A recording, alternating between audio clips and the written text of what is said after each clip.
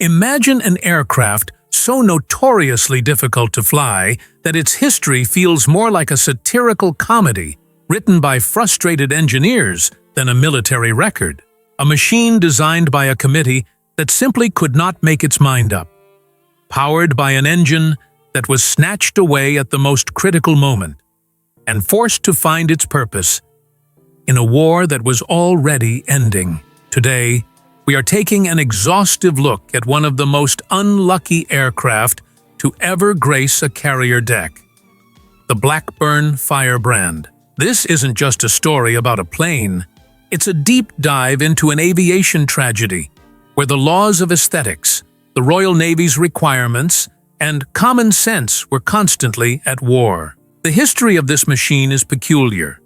It didn't have a profound wartime impact, nor did it enjoy a long or particularly effective service history. In fact, the inverse is closer to the truth. We are diving deep into this topic today because our Patreon supporters and YouTube members voted for a look at the British strike aircraft, and the Firebrand is the ultimate what-if story. Where does this saga of misfortune begin? It starts in March 1939. The world was on the brink of conflict, and the Air Ministry issued specification N839. They wanted a two-seat naval fighter to replace aging types like the Skua, the Fulmar, and the Sea Gladiator. At this time, the Fleet Air Arm was stuck in an interwar mindset, believing that overwater operations absolutely required a second crew member for navigation and radio coordination. They held on to this belief even as single-engine, single-seat fighters across the globe were proving to be significantly faster and more lethal in combat. But the Air Ministry's vision was as stable as a house of cards in a gale. Soon after, specification N939 arrived. This one suggested that the aircraft should carry 4 forward-firing cannons in the wings, or, believe it or not, a 4-gun power-operated turret. This was the era where the British still had a strange, lingering confidence in the turret fighter concept, a concept that had not yet fully collapsed under the weight of reality. However, as soon as the guns started firing in Europe, operational experience showed that turret fighters were sitting ducks. The specification was amended yet again. F540 called for wing cannons only. Then, another change.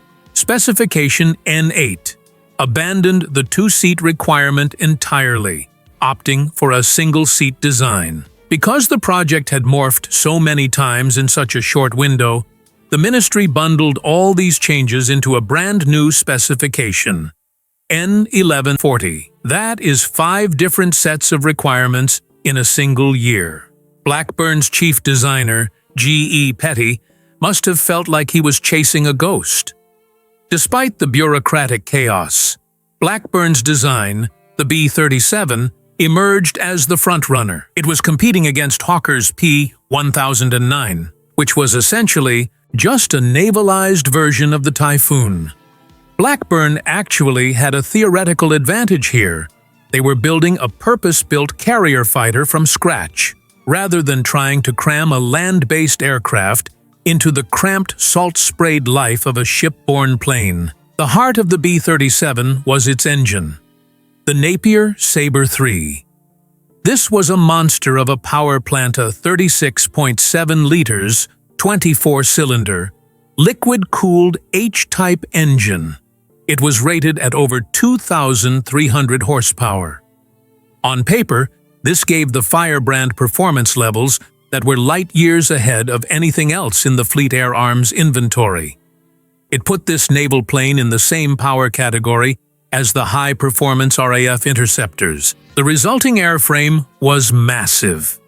It was a low-wing monoplane with a wingspan of 50 feet in its prototype form, eventually stretching to over 51 feet for production models. The design was robust.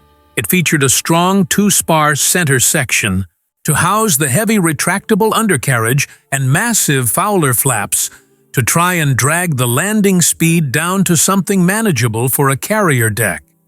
To keep it sleek, The radiators and oil cooler were tucked into the wing roots to minimize drag. The fuselage was built in two distinct sections. Forward of the wing, it featured a circular cross-section, while the rear was an oval semi-monologue design.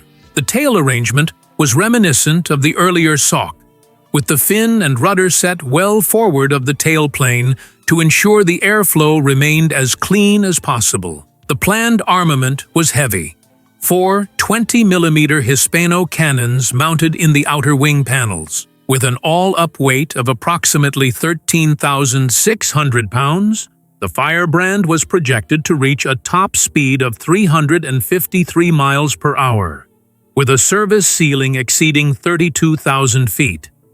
The first prototype took to the skies on the 27th of February, 1942.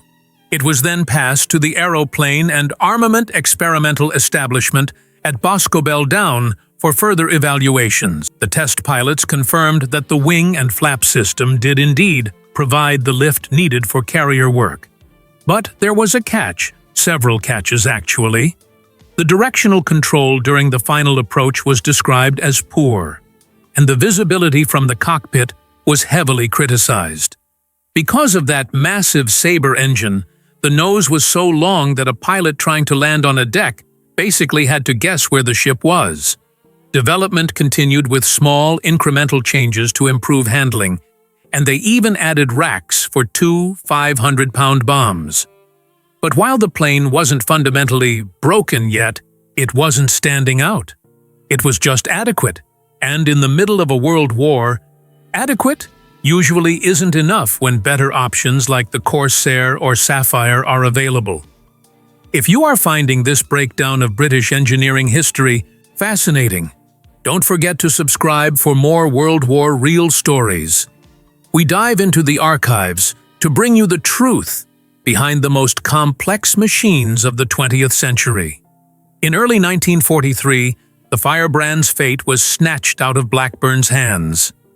The Napier Sabre engines, which the entire plane had been built around, were in desperately short supply. The Ministry of Aircraft Production decided that every single Sabre engine coming off the line had to go to the Hawker Typhoon, which was now a priority interceptor and ground attack aircraft for the RAF. Suddenly, Blackburn had a high-performance fighter airframe and 0 engines to put in it. To make matters worse, the Navy no longer needed a new fighter.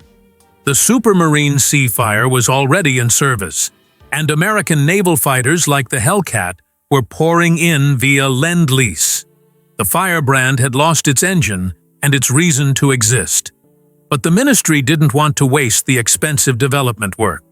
They looked at the Firebrand's massive size and structural strength and had a new idea. Let's turn it into a Carrier-Borne torpedo fighter. Adapting the airframe for an 18-inch aerial torpedo was no small feat. They had to widen the entire center section of the plane by more than a foot to fit the torpedo between the landing gear. This shifted the center of gravity and changed the internal structure. The new strike variant, the TF Mark II, made its maiden flight on the 31st of March, 1943. By October 1943, the lack of Sabre engines forced another radical redesign. Specification S8/43 authorized a version built around the Bristol Centaurus 7. This was a 53.6-liter, twin-row, 18-cylinder radial engine producing approximately 2,400 horsepower. Fitting a massive radial engine where a sleek H-type engine used to be was an engineering nightmare. The resulting aircraft, the TF Mark III, first flew in December 1943. While it seemed like the Firebrand had finally found a permanent engine, the flight tests were a disaster.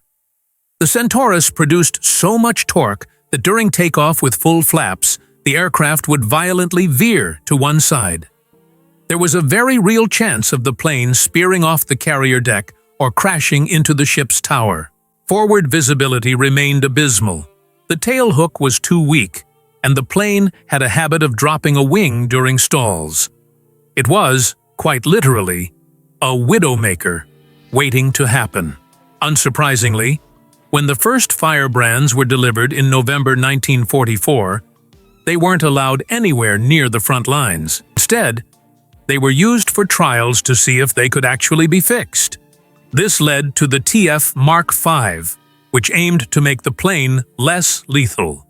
They added a massive offset vertical fin so large that people joked it had its own postcode and a clear teardrop canopy to help the pilot actually see where they were going. The strike capability was expanded to carry the Torpedo, two 2,000-pound bombs, or up to 16 3-inch rockets. Production of the Mark V totaled just over 100 aircraft. The first one flew in May 1945, but only 15 reached operational squadrons by the 1st of September 1945, just as the war was ending. After the war, the Firebrand saw limited service on carriers like HMS Illustrious and HMS Eagle. It finally did the job it was redesigned for, but it was living in a world that was rapidly moving toward jet engines. By 1953, the Firebrand was finally withdrawn from service, replaced by the Westland Wyvern. In my view, the Firebrand gets more criticism than it probably deserves. It was an aircraft that never had a fair shake. It was chased by shifting requirements, its engine was stolen, and its mission was changed halfway through. Sadly, because it was never famous or particularly loved, not a single Blackburn Firebrand survives today. Thank you all for sticking with me through this journey into aviation misfortune. A huge thank you to my Patreon supporters and YouTube members who make these deep dives possible. A special shout-out to our Wing Commander tier, and a warm welcome to our newest member, Deso 5677. As I'm taking a break over the Christmas period, this is a pre-recorded end screen, but I'll be back with fresh updates in January. Thank you for being part of this community for the last 4 years. Catch you in the next one. Goodbye.